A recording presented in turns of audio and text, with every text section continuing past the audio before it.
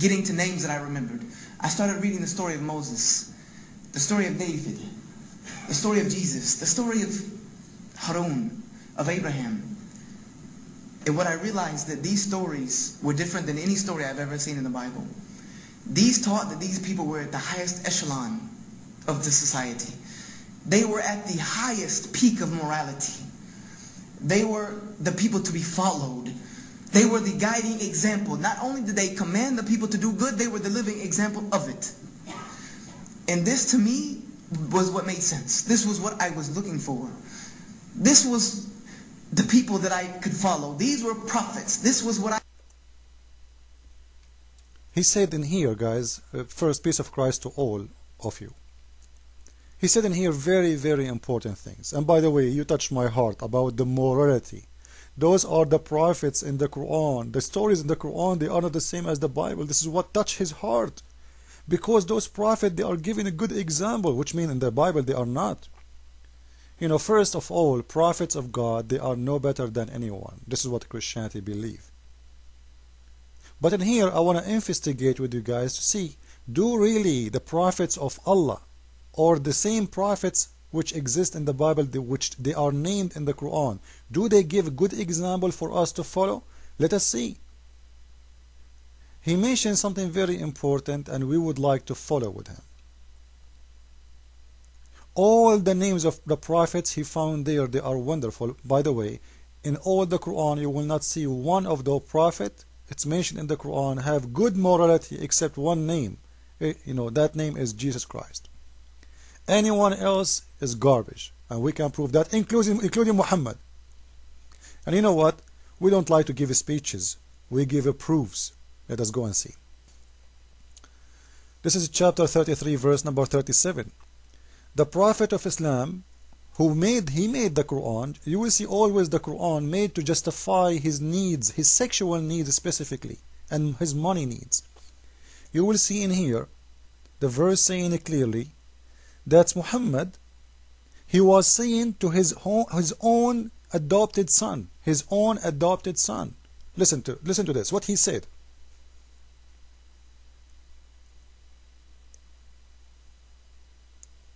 His adopted son, refrain your wife for yourself and fear God before divorcing her. This is what he said to his own adopted son. And at the same time, what the verse saying? But you had hiding in your heart what God was to disclose. He was manifest of your love to her. He was saying to his son, keep your wife, son, don't divorce her. And at the same time, the verse itself saying that, not me.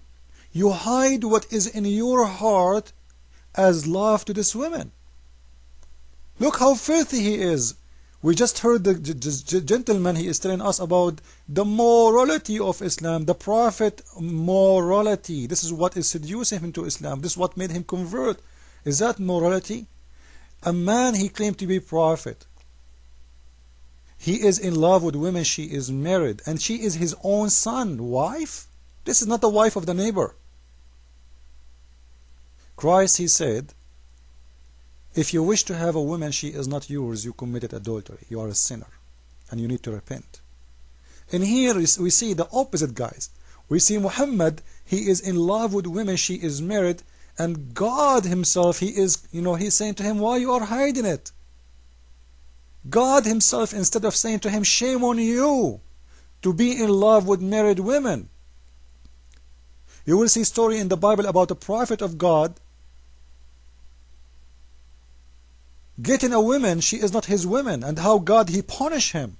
So the God of the Bible is punishing his prophet for his sin.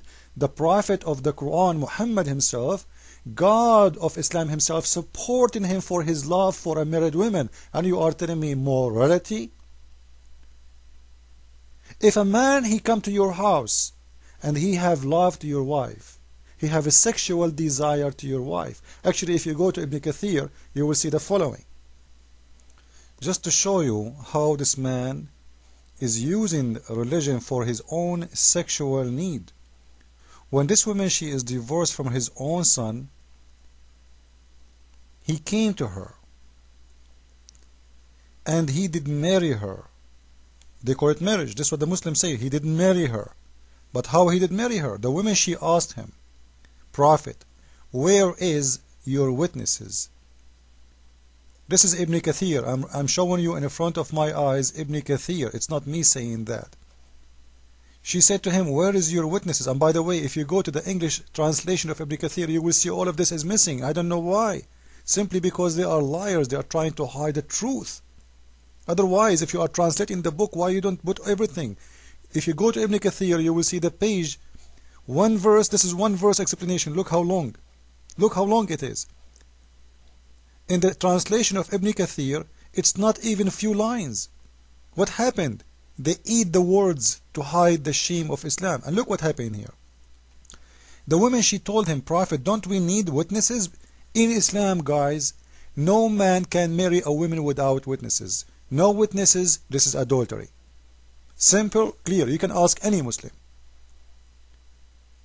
Just to show you that this guy, he created a rule just for those dummies Muslims. It's not for him. He don't follow it. He told his men, you can marry only 4, but he marry as much as he want. He told them, you cannot have sex with your wife if she have period, but he used to have sex with his wives when she have period. You can go and read the hadith. And the same time in here, look in here. When he came to her, wanted to sleep with her, she said, don't we have to get married first? Where is the witnesses? He said, listen to this. My grandfather and your grandfather is one. Cool. وَإِنِّي أَنْكَحْنِيكِ Allah. And Allah made me marry you from the sky. And the ambassador Jibreel, both did make me marry you. Huh? What is the marriage? The woman, she is asking him before he have sex with her, where is the witnesses? In Islam there is no marriage without witnesses. He said, oh, Allah and Jibreel, my witnesses. Well, I can go and have sex with any woman, and if somebody asks me, she is your wife, I will say, yeah, because, what is your witnesses? I will say, oh, Jibreel and Allah. And how come this is a way to prove a marriage? It only goes for Muhammad. And what your grandfather and my grandfather have to do with this? My grandfather and your grandfather is one. And my God, Allah, He made me marry you from the sky. And His ambassador, Jibreel. Huh? So He made chapters in the Quran just to justify His sexual desire for this woman.